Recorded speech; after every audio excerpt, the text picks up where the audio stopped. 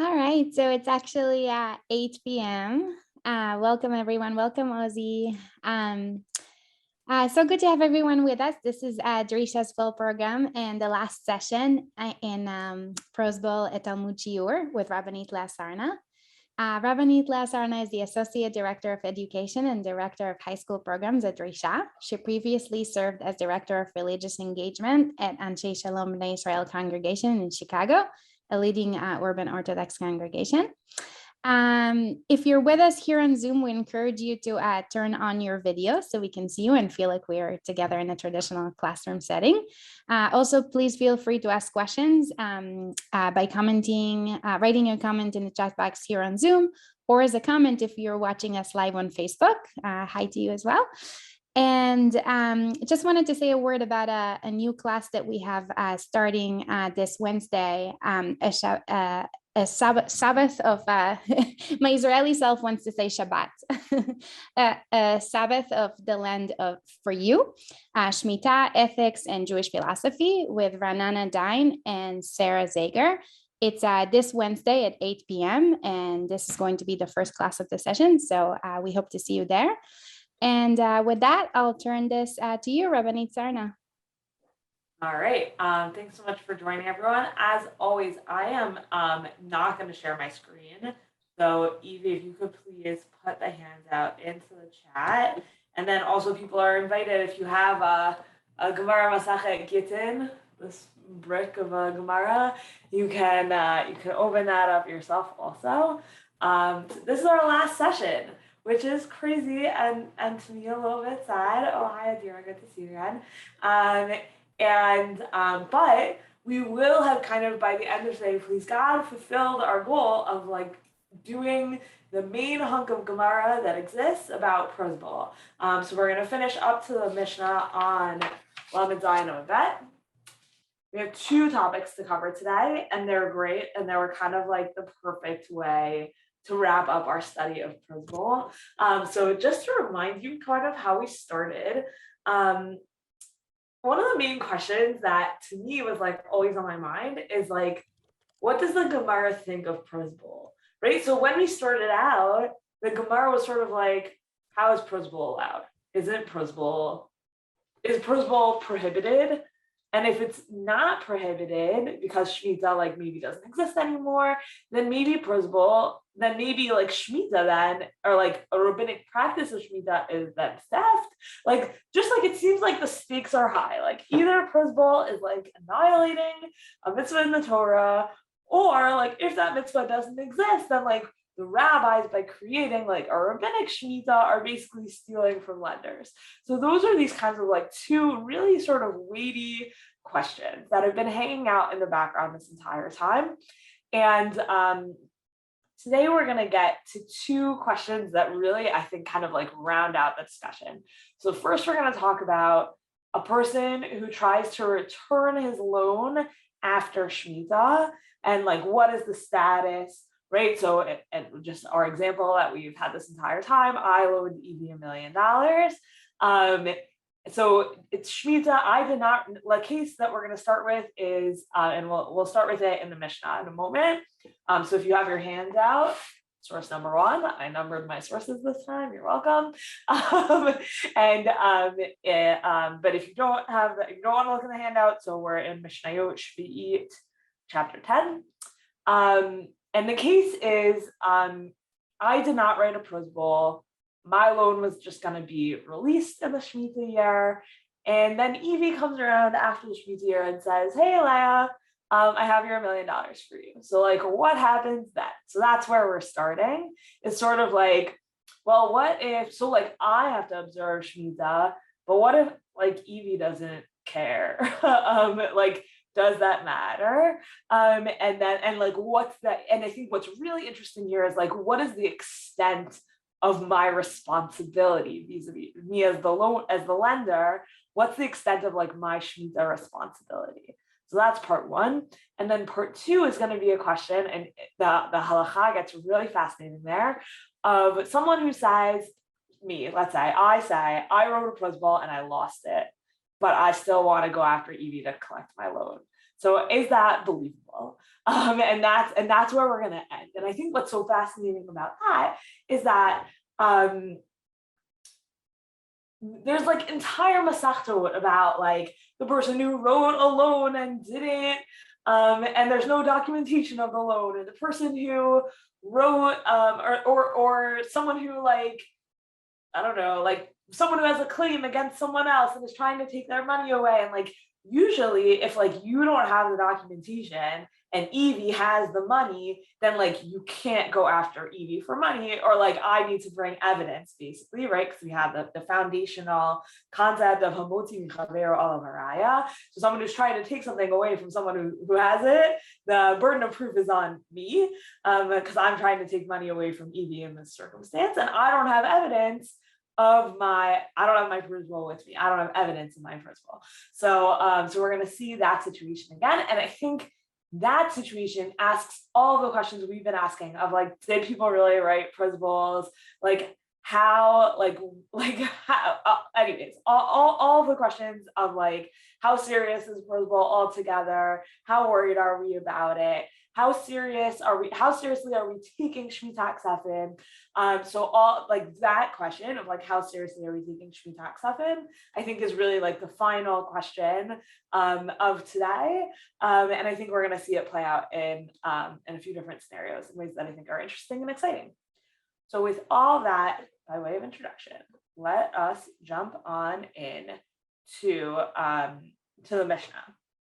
Which is where the Gemara is going to start, but it's nice to kind of see it inside. So here are the last two Mishnayot of all of Masachet Shvi'it, the last two Mishnayot of the Masachet that deals with Shemitah. So Hamachzir Chov b'Shvi'it, Yomar lo Mishamit ani.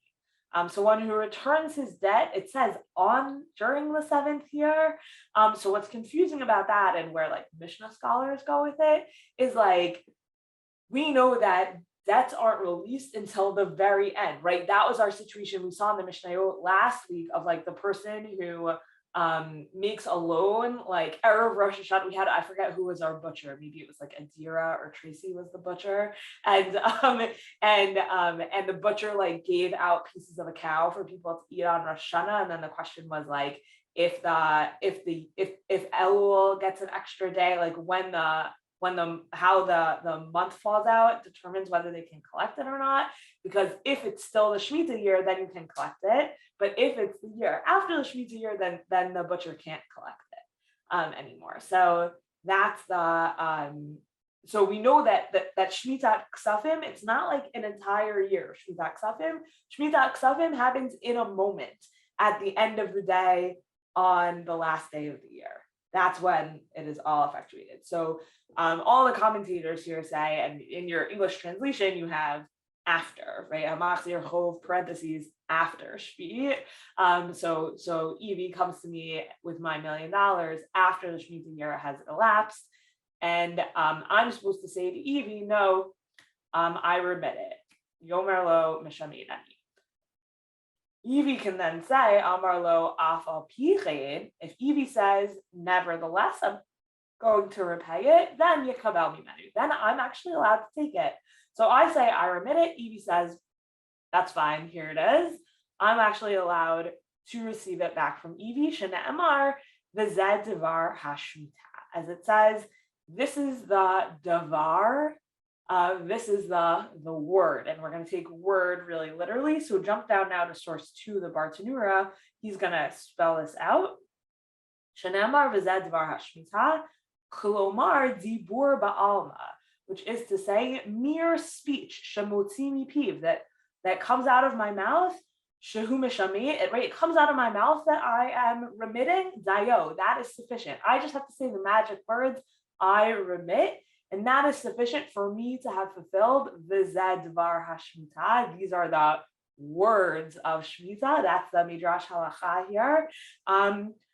Uvedivur rishon shamar mishamita nisagi. And the first time I say I remit, that is sufficient. The answer is sheyomar vishneh, and I don't have to say it a second time. I can say I remit one time, and Evie says I don't care. And then I can just take it. I did the thing by saying I remit it one time.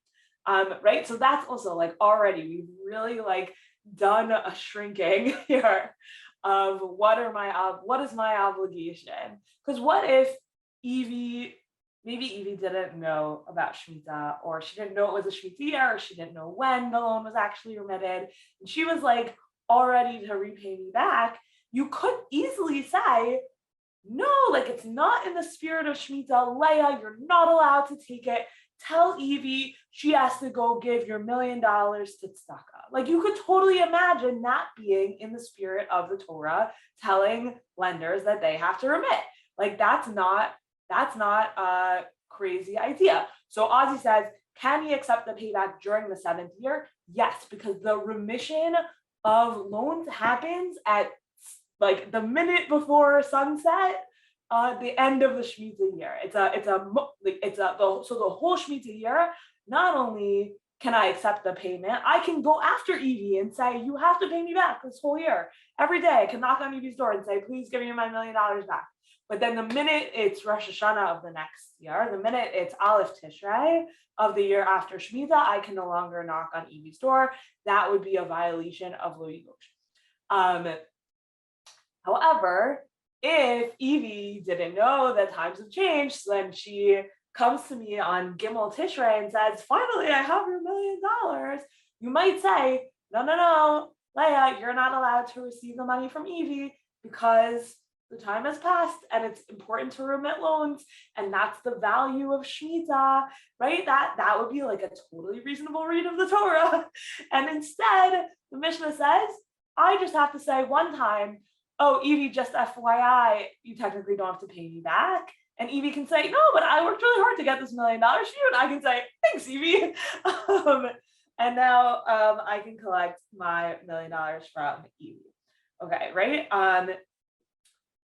Yeah, okay. That's basically, that's what the Bartanura just explains, how the Midrash Halacha here works. Okay, so back into source 1. So similarly, Kiyotze bo rotzeach shegila le'ir miklat veratzu anshe ha'ir lekavado. So an accidental killer who's been exiled to a city of refuge, and the people there want to honor him. Yomar lahem, he has to tell them rotzeach. He has to say, no, I'm a murderer, don't honor me. Amrulo afal pichin. But if they say nevertheless, then ikabel mihan, then he can receive the honor from them. Shneamar v'zed devar harotzeach. So it's the same. It's actually kind of a clever thing happening here. V'zed devar hashmita, v'zed devar harotzeach. And what they're learning out is that in both cases you have an obligation to kind of make a disclosure. But how often do you have to make your disclosure? But what do you guys think about this parallelism, right? Like you can understand. The simple way to say it is it's just a literary parallel. Zad devar hashmita, zad devar harotzeach. Do you guys think there's anything deeper to it in the comparison between the accidental murderer and the lender? I can keep going. You can put it in the chat. Okay, not paying back is like murder, right? But then you would actually be comparing the borrower to the murderer. And here comparing the lender to the murderer, which I think is very funny. Maybe it's like extortion. Who is extorting from whom? The lender is extorting the borrower, like by forcing him to pay back, even though you're saying, oh, you don't have to pay me back, but like really he is paying you back. It's kind of like an oxymoron type of thing. Right. I think that's a great read. That's what I was hoping someone would say. That on the one hand, we're saying, yes, like you just have to make this like one little like tip your hat, and then you're allowed, the murderer is allowed to accept honors, and the lender is allowed to accept his repayment. And on the other hand, so okay, fine, that's like the halachic read, but there's a deeper read because the minute we're comparing the lender to an accidental murderer, that's a really serious comparison. And I think we're saying there's something a little bit bad happening here. There's something a little bit complicated happening here. And even though he's allowed to do it, it's not good on him. But then here's where the Mishnah goes next. Because what's really going to be complicated is that we just compared me to a murderer, but look what happens to Evie. So here's what happens to Evie. Hamachzir chov b'shvit. So Evie is the returner of the debt after the 7th year. Ruach chachamim nocha mimenu. The sages are pleased with them, right? So I did something wrong, but Evie did something great. Okay,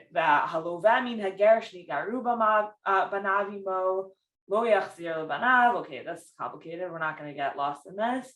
If you borrow from a convert whose sons converted with him, the debt doesn't need to be repaid to the sons.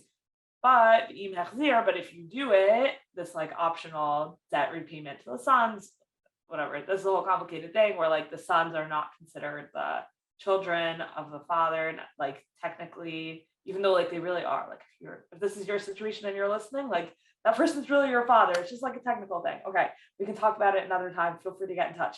I'm like very anxious that I even left this on the source sheet, but I don't like censoring the Mishnah, but I know it could be triggering people. Okay. Okay, but if you return it, that's really good. Ruach chachamim nocha mimenu. Kol hamitaltalin niknin b'mishicha. All movable property is acquired only by the act of pulling it. Drawing is the language they use here. V'kol mekimet devaro ruach chachamim nocha mimenu. But anyone who fulfills his word, meaning like if I tell Noah, thank you so much for your laptop, I'll pay you $2,000 for it, but really I've acquired your laptop just by carrying it with me. So technically it's mine now, but really I have to pay you. But then when I live out my side, my half of the bargain, and I pay you your $2,000, ruach chachamim nocha mimenu. That's the sages are pleased with me.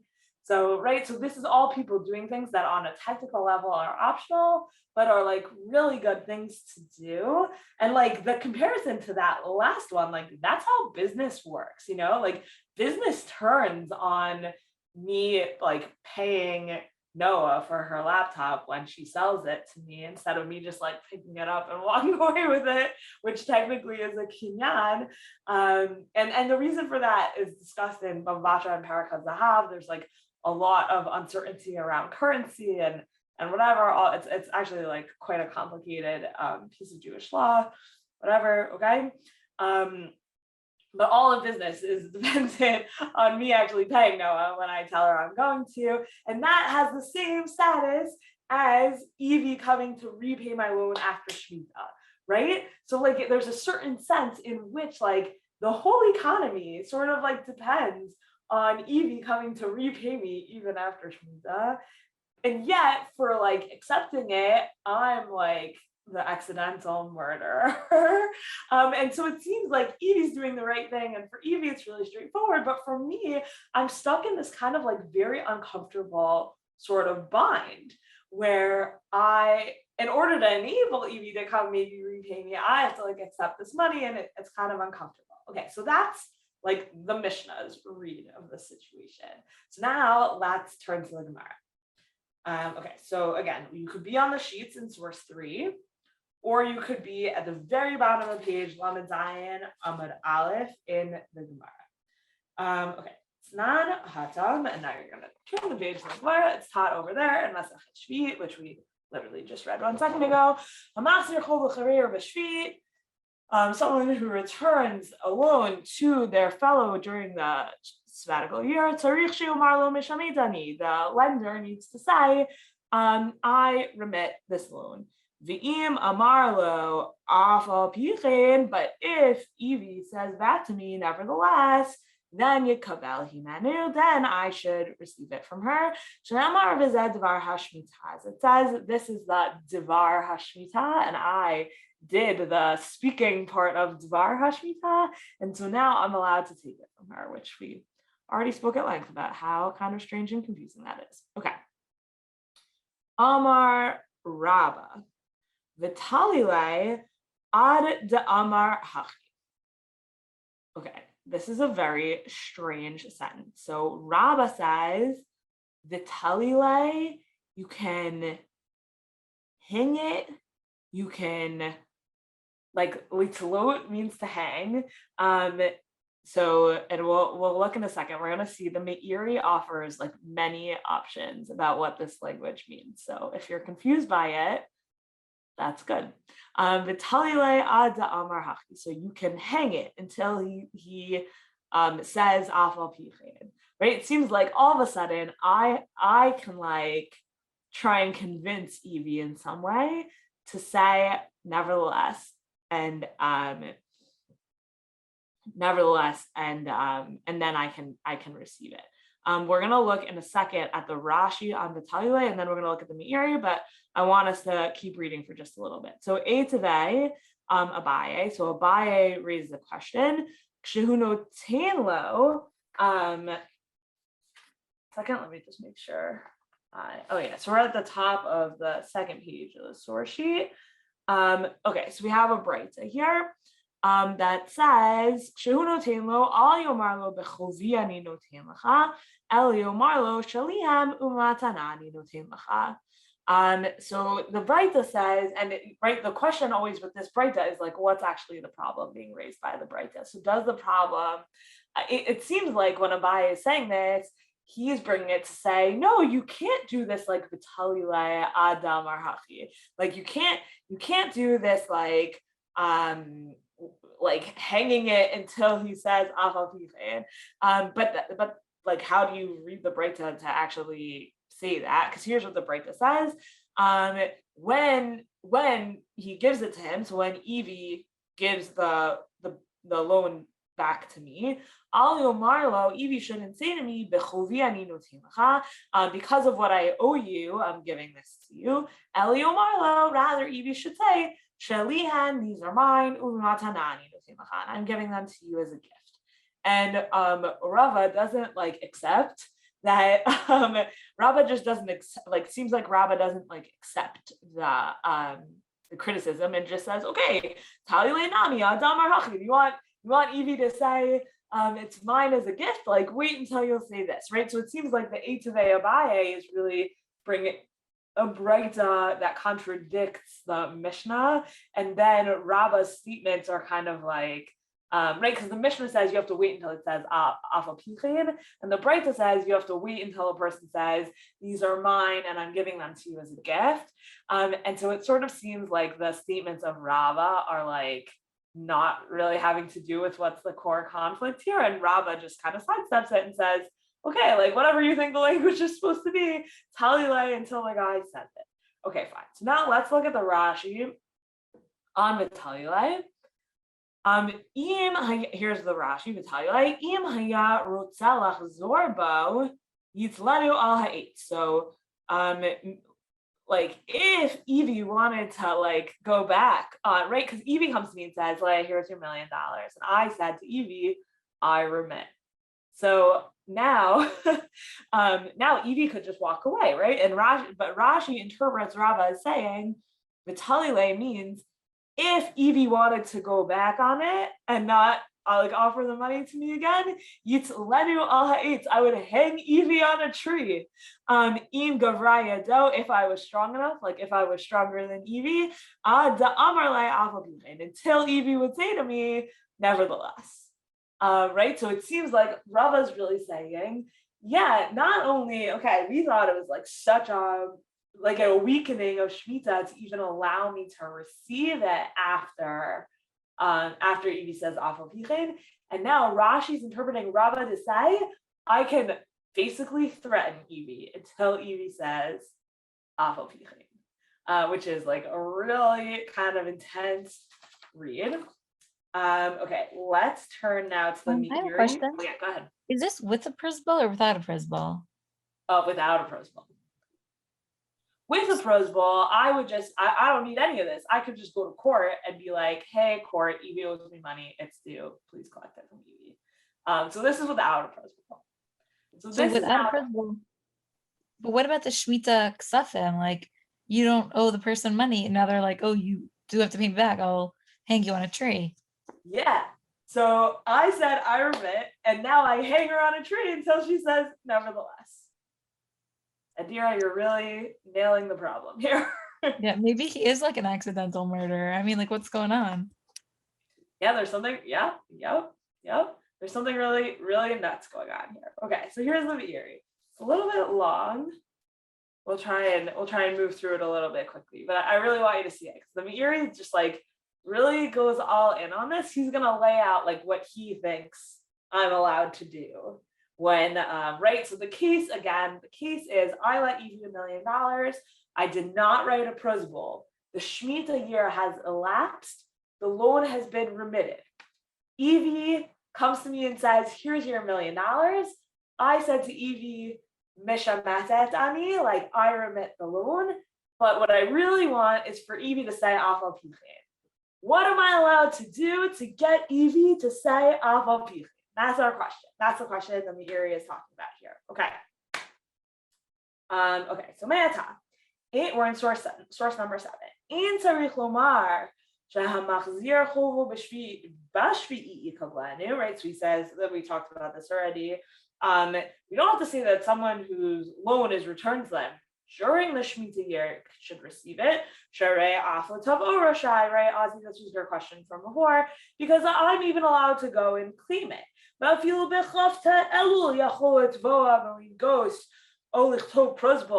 the 29th of the very last day of Elul, I'm allowed to go claim it. I'm allowed to go collect. I'm allowed to go force Evie to repay the loan to me. And even on that day, I could still write a Pruzbol for myself that would enable me to continue to try and collect this loan from Evie.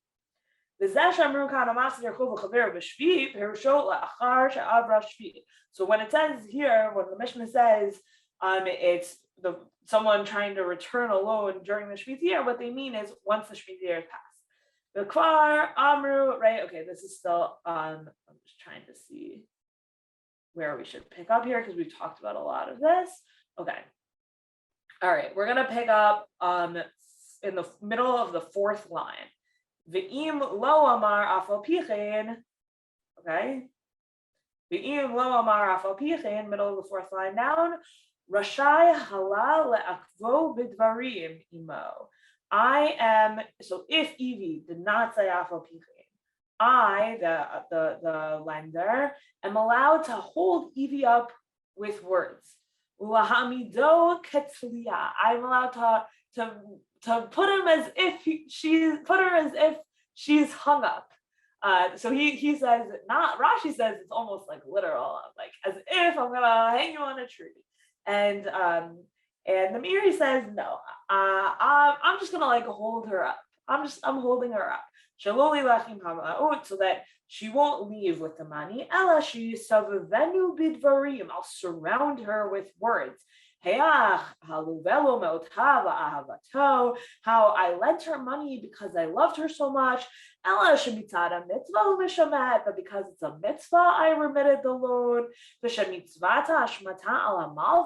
mitzvah of remission is only on the lender. But the borrower is still allowed to pay me back. Of course, if you want it. And I was just letting you know that I'm not allowed to kind of come after you for it until you, Evie, say to me, nevertheless, because really I'm not allowed to collect it.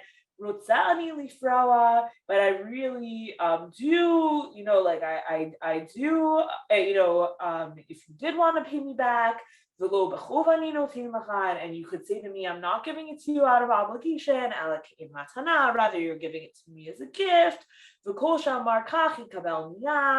And if you were to do that to me, Evie, that would be so nice, and I would accept it immediately. So he's imagining, what is V'talila?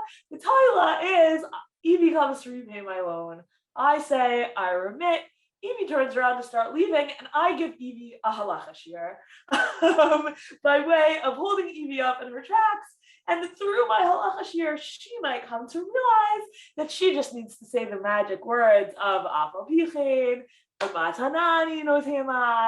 then all of a sudden, I would be allowed to take back the money that she owes me, and I really wouldn't mind to take back the money that you owe me as a gift, of course. And okay. So that is how the mi-penei thinks v'talila works. But then he says, "V'gdolei Rabbanim mefarshim she'im lo amar afa pichen hamal ve'kofehu b'kach."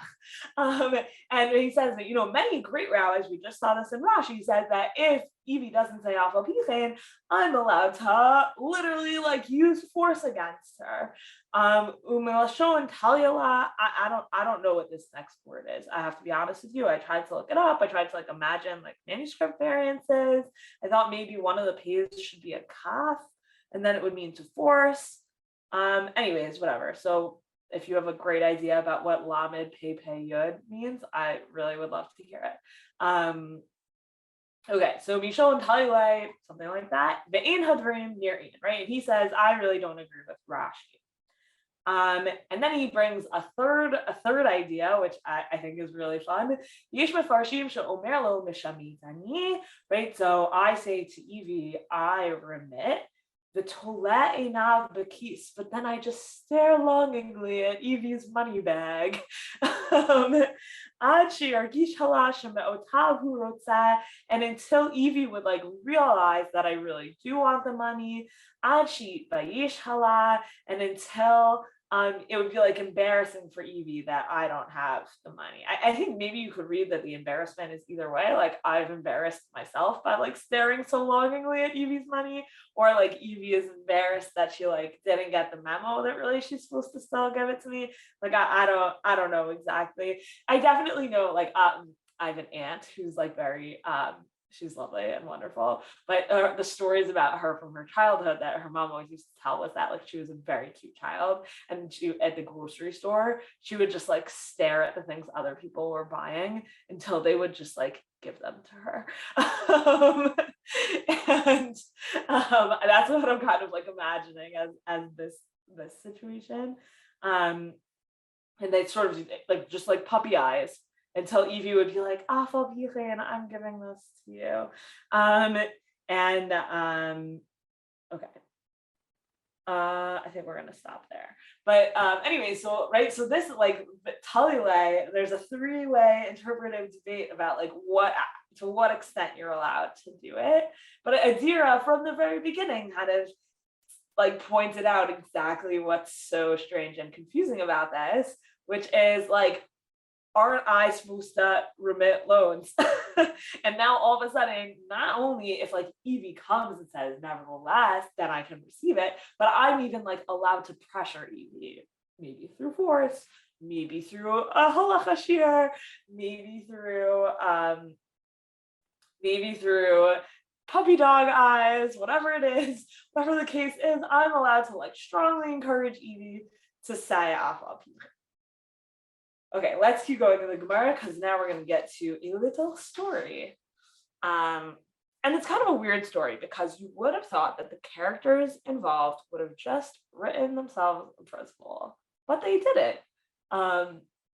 And that is very curious because we have people writing Pruzbols, right? And we kind of looked into this together, this whole question of can we still write Pruzbols today? Who's powerful enough to write a Pruzbol? What kind of Beit-Din do you need to write a Pruzbol? And we saw that it's only a minority opinion that says that we can't write Pruzbols anymore, and that really it seemed like we had rabbis in the Talmud until really late who were still writing Pruzbols to each other, and that it really seems like everyone can write a Pruzbol. So why did that not happen here? So here's the story. Okay, Abba Bar Marta, Dehu Abba Bar Manyumi. So Abba Bar Marta, we're back in the Gemara, I should say. If you're in the handout, we are on page 2. It's that big paragraph there in the Hebrew. And if you are in the Gemara, we are 1, 2, 3, 4, 5, 6. We're on the end of the 7th line. The word is Abba at the end of the line. And that's the beginning of the story. So Abba Bar Marta, Zehu Abba Bar Manyumi. So Abba Bar Marta is the same person as Abba Bar Manyumi. Hava Masik Be Rava Zuze. So Rashi, it's unclear here who's the lender and who's the borrower, but Rashi explains that Rabba Haya Hamalva. So Rabba lent a whole bunch of money to Abba Bar Manyumi, and And okay, fine. So Rabba had all his money.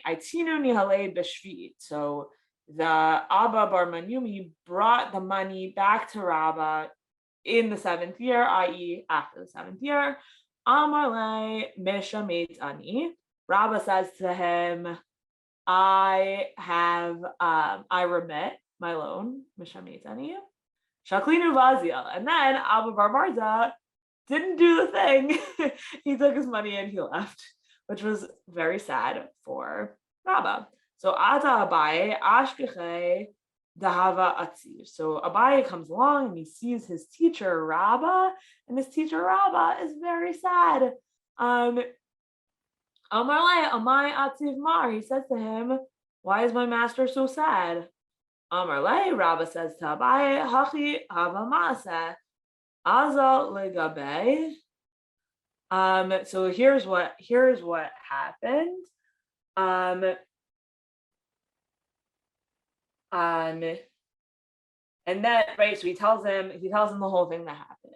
And then Azal legabe. So then Abaye went to go pay a visit to Abba Bar Marza. Amarle amatit le zuze lamar. So Abaye goes to Abba Bar Marza. He says to him, did you bring the money to master? Did you bring the money to Rabba? Amarle in. And yeah, and so then Abba Bar Manyumi says, yes, that's what I did. Amarle umay amarle. So Abaye says, and what did Rabba say to you? Amarle. Abba says back to him, Nishamirani. Rabba said he remits the loan. Amarle v'amarta afal pichin. And he said to him, did you say back to him, nevertheless? Amarle lo. He said to him, no. Amarle vi amarle afal pichin. Hava shakil naminach. But if you had said to him, nevertheless, he would have taken it to you. He would have taken it from you. So now, hashta miat amatinu niale ve'emale afal pichin. So then Abaye says to Abba Marza, now you are going to pick up your bag of money, go back to Rabba, and you're going to say to him, afal pichin. You're going to say to him, nevertheless. Azal amatinu niale amarle afal pichin shaklinu mi-penei. So that's exactly what happened. Abba Bar Marza picks up his money bag, goes to Rabba, says afal pichin, and Rabba takes it to him. Okay, the story's not quite over, but like you get the picture of basically Rabba, by the way, is the same person who originally said Talile, right? He's the same person who says whatever this thing is, however you're allowed to like hold up the person until they say afal pichin. Rabba is the one who suggests that, and here you have it happening in his own life. Rabba made a loan. He didn't write a Pruzbol. He didn't collect it during the Shemitah year. A guy comes to him, says, here's your money. He does what the Mishnah tells him to do and says, Mishamit Ani, expecting that the other guy knows what happens next in the Mishnah, right? So you might say, you're a rabbi lending to another rabbi. You're just going to assume that everyone knows that the Mishnah laid out a script for exactly this moment. And, right? So like, you could say, Pruzbol is not like I don't know, when I was thinking about this and I was like, why didn't Rabba write a Pruzbol? You might imagine that maybe Rabba is thinking to himself, Pruzbol is only for people who don't know the Mishnah. But if you know the Mishnah, then the lender, then I get to keep Shemitah. I don't need this whole Pruzbol, blah, blah, blah, right? I get to keep Shemitah, and I know I'm going to get my loan back as a gift, right? So win for everyone. I get to be so frum and not do Pruzbol. But because I'm lending to a rabbi, and I know that he knows the Mishnah Shvit, he's going to repay me, and we're going to follow the script laid out in the Mishnah. And then, lo, the rabbi doesn't know the script, and so then Rabba sends his student henchman to go and teach the Mishnah to the borrower. Right, and that's basically how this ends. And Rabba's conclusion about the story is lo hava be'data b'hai turba mi-Rabbanan me'ikara. This Torah scholar was not knowledgeable from the beginning, right? It reflected badly on Abba Bar Marta that he didn't know the Mishnah's script for this moment. And so like it seems to me like Rabbah is taking away from this, not next time write a Pruzbol, but next time only lend to people who actually know the Mishnah, like only lend to real Talmudic chachamim, which just really seems like almost not the point. That seems like what Noah's face is telling me right now. Do you want to give words to that, or are you good? You're okay. Okay, Adira put into the chat, right, best of both worlds. I don't have to write this like sketchy Pruzbol thing, and I got my loan back, and I kept Shmita because I said Misha Mitani, and that is Devar Hashmita. Yeah, it's amazing, right? Okay. Okay, so that's I think we're gonna. Okay, yeah, we have to finish up this topic now. But what I wanted us to see is like, not only, right, if we started out in a place of like, how is Pruzbol even allowed? Now we're saying like in an ideal world where everyone knows the Mishnah, Pruzbol isn't even necessary because borrowers should get their money back anyways. And right, and like if lenders are, lenders should get their money back anyways. If borrowers are learned, they will know that they need to repay no matter what, and you don't actually need to write a Pruzbol. And Rabbah's takeaway, I think, is amazing, because I would have thought, if I were Rabbah, I would have said, oh, next time I lend to anyone, Pruzbol, definitely. And instead, Rabbah's takeaway is like, next time I lend to someone, I'll make sure they know the Mishnah better, which is just like truly an incredible statement, where you have like a certain amount of discomfort with Pruzbol on the one hand, but not out of a sense of like loans shouldn't be repaid, just out of a sense of like borrowers should know that they need to repay the loan no matter what the Torah says, which is like a really incredible like move on behalf of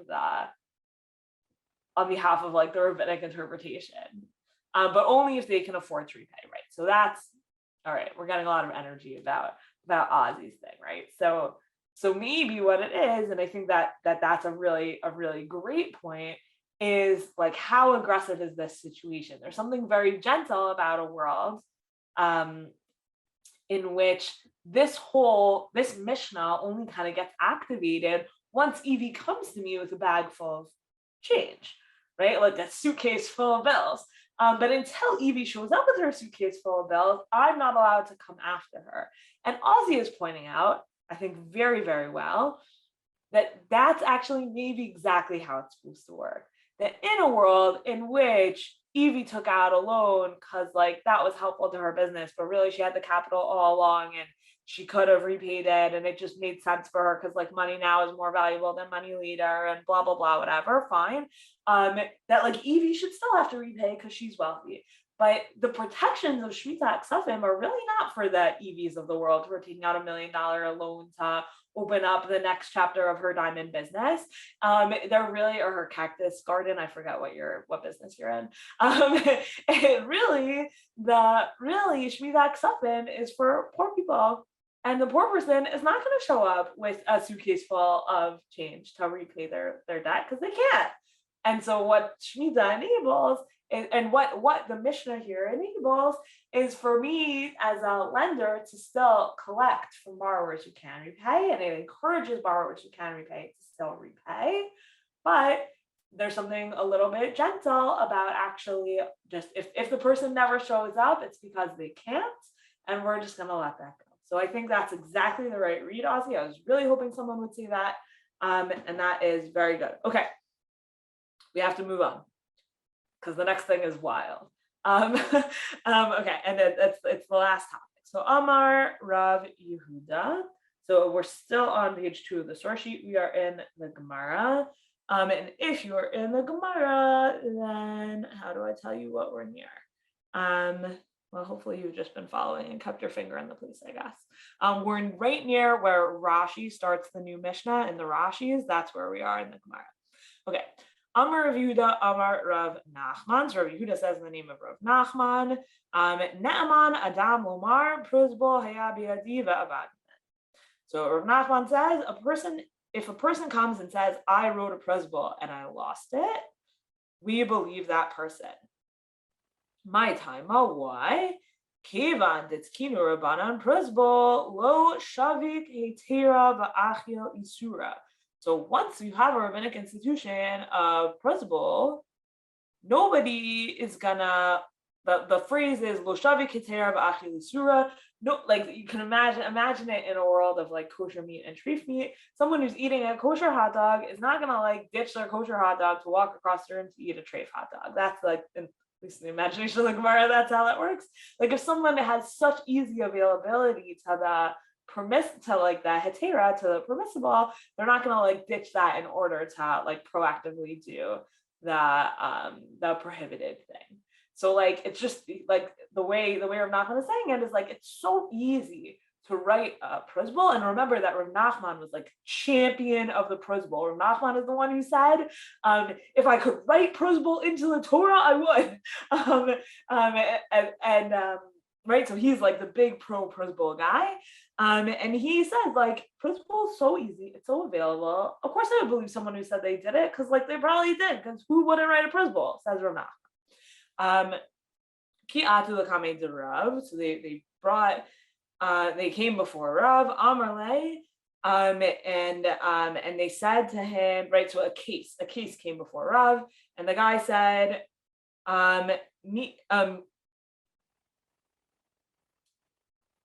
case came before Rav, and Rav said to the claimant, mi-penei Pruzbol hayalach ve'avad. And Rav, so right, Rav even suggested it, right? Because so here, let me say this better. I haven't said it right yet. I take Evie to court because she has not yet repaid my $1 million. And here the judge, Rav, in this case, the judge would say, Leah, did you by any chance have a Pruzbol and lose it? Like he would suggest to me the situation, did you have a Pruzbol and lose it? Which normally you would never do, because of course someone would say, oh yeah, totally I had a Pruzbol and I lost it. Because that would enable me to then collect my loan, which obviously I want to do, right? So that's like a really intense thing to like be allowed to do that in court. And Rav says he's allowed to do that. Could go in that like open up the mouth of the mute.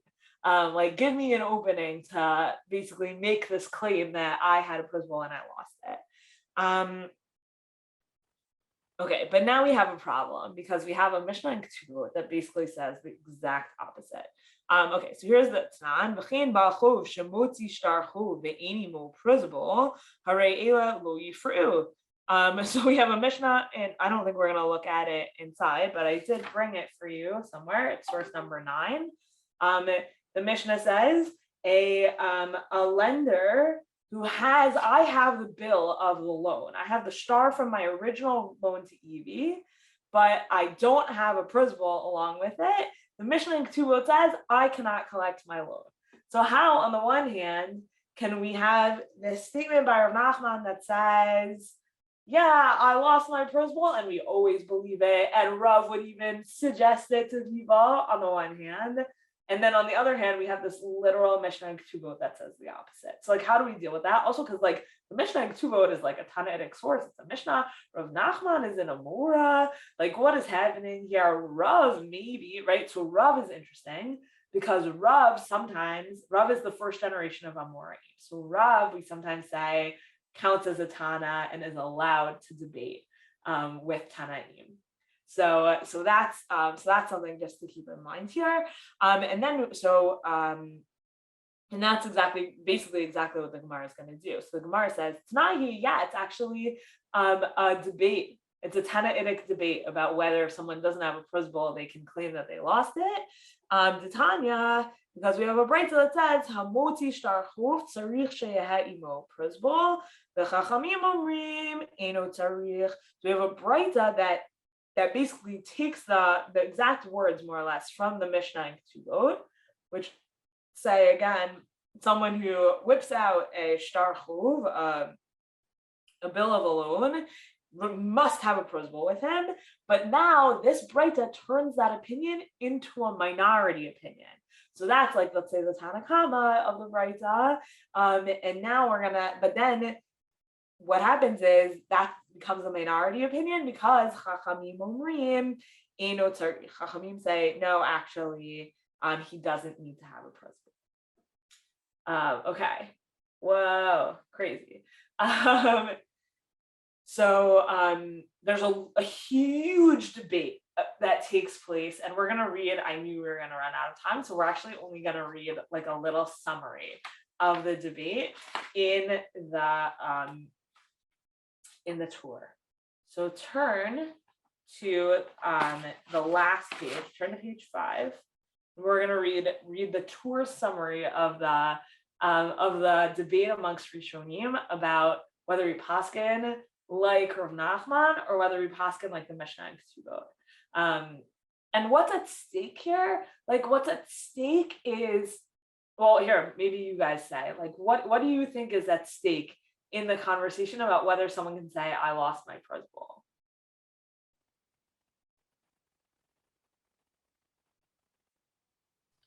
Afal Pichein? Say more. If Afal Pichein is considered real or not? Like, because if you don't have a Pruzbol, and then you say, like, mi-penei and then Afal Pichein, is that, like, accurate? Like, can that be, does that hold water? Right. So, like, why do you even need to have a Pruzbol at all, or a lost Pruzbol, if, like, at the end of the day you could have collected anyways?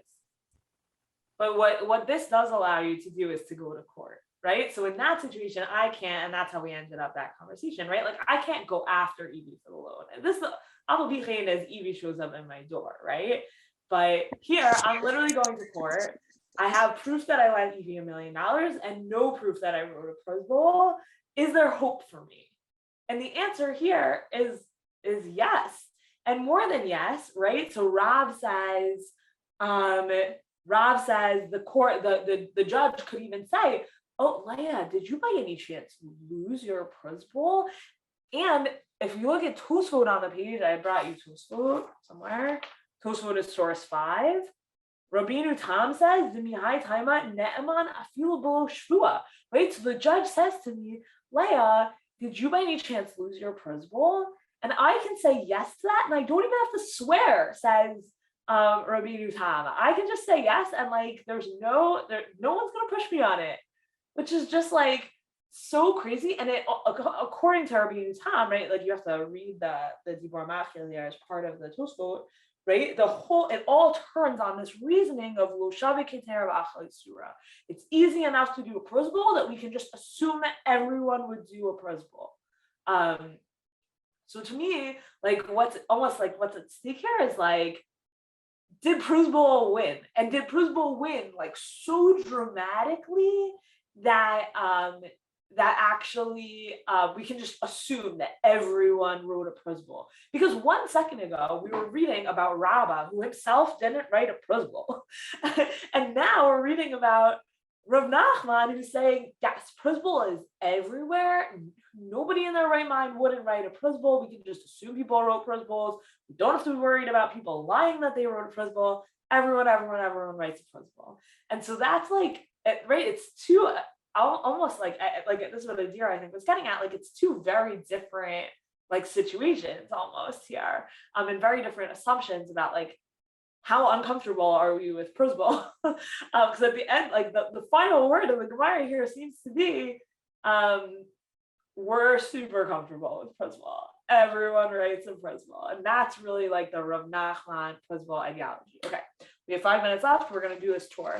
Okay, here we go. So the tour, we're in source 10.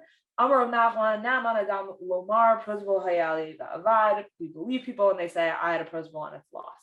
So the Baal HaItzer says, Katav Baal HaItzer. One thing to know, whenever you're reading a tour, you want to like underline the names of the speakers. That's like the best way to make sure you understand what's happening. So because it's just like a series of quotes, right? So Katav Baal HaItzer, She'ein halacha k'Rav Nachman el kastam Mishnah. So the Baal HaItzer says, el kastam Mishnah she'eno ne'eman. The Baal HaItzer says, well, no, hold on. Like, Rav Nachman cannot win against a Mishnah and Ketubot. So obviously we paskin like the Mishnah, and that is also the position of the Rif, Zachein Dat Rav Alfas. But Adoni Avia Rosh Zal, but the Tur is the son of the Rush. And we'll get to the next part, and I'll say a little bit more important other few facts about the Rush. Adoni Avia Rosh Zal, Pasak Kerav Nachman, Shu Naman, but the Rush Paskin, like Rav Nachman, that he is believed. Velo Od Ela Shepotchino, Shema Pruzbol Hayalcha Va'avad, and more than that, we like opened his mouth for him. Did you have a Pruzbol and did it get lost? V'ima Markin Ne'eman, and if he says yes, he is believed. L'chein im Omer Hamalvet Nai Hayabeninu Shalotish Betinu Shvi'i. Right, okay, I'm gonna skip this part, but like if the lender says actually we had an agreement that Shvi wouldn't work, or really it's like one of those examples of things that we saw last week where Shvita doesn't apply to that kind of, it's like not a loan enough. It's not a loany enough loan for Shvita to apply to it. Like we had agreed that it was that kind of thing. Then I can still collect it. And we believe all of that because Na'aman b'migo, because we make a migo type argument, which is as follows: De'i Omer Pruzbol haya li va'avad. Because if I had wanted, I could have just straightforwardly said I had a Pruzbol and I lost it, and that then enables me to make any other type of more complicated claim than I had a Pruzbol and I lost it. So not only am I allowed to say I had a Pruzbol and I lost it, and not only is the judge allowed to say, hey Leah, don't you think you had a Pruzbol and you lost it? But the fact that I can make that argument then opens up loads of other claims that I'm allowed to make that will similarly all be believed, which is like really a very extreme read. Okay, so the Ramah says this is not Rav Moshe Isserlis. This is the Rishon the Ramah. Katav shehi ne'eman aval tzarich shvua. So the Ramah says, disagrees with the Tosfot and says believed but requires a swear. V'afilu b'shvua lo mehemen ela ba'atra. And here's the point: in a swear isn't believed except ba'atra denehige lemechtav Pruzbol. Like my swearing that I had Pruzbol and I lost it is only believed in a place where it's actually common to write Pruzbols, which is, here's where it kind of starts to fall apart. Of like, we can have this idea about Pruzbol hayali v'ne'avad, but if nobody anymore is writing a Pruzbol, then like I can't make that swear anymore. And he says, right, in a place where it's really not common for people to write a Pruzbol, then we don't believe you. And so, right, so if Rav Nachman had achieved his like a dream world of like Pruzbol for you, everybody write a Pruzbol, great, Pruzbol everywhere, then we can make this claim. But if Rav Nachman did not achieve his dream world, then we cannot use Rav Nachman's argument, says the Ramah, which is very convincing.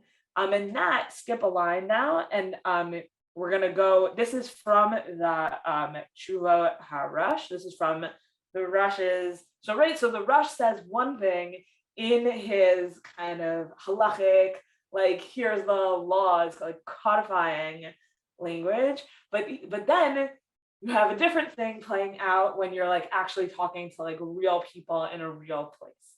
So here's a tshuva from the Rush. Do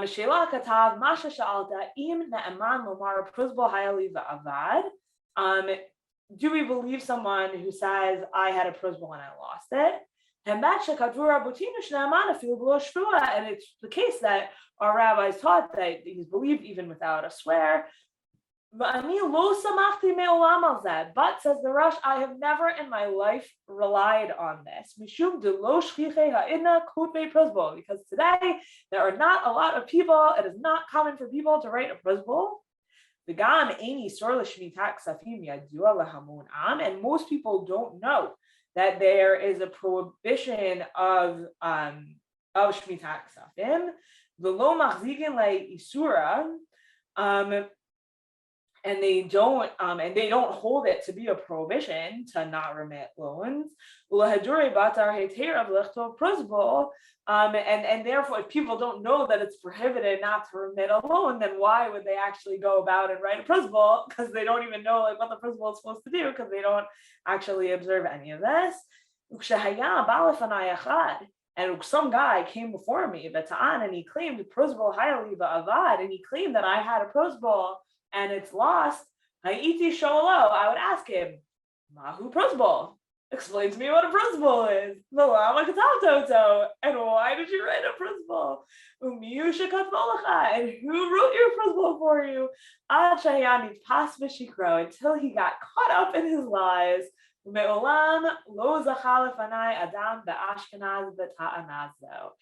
in my court in Ashkenaz, not a single person ever won with a claim that I had a Pruzbol and it got lost. So there's this dream of Rav Nachman of course, everyone writes a Pruzbol. Pruzbol's amazing. Who wouldn't write a Pruzbol? And the Rush, who paskins like Rav Nachman in theory, in his own Beitin, never actually lived it out and never actually believed anyone who said, I had a Pruzbol and it's lost. And I just think that line of questioning is so amazing. What is a Pruzbol? Why did you write one?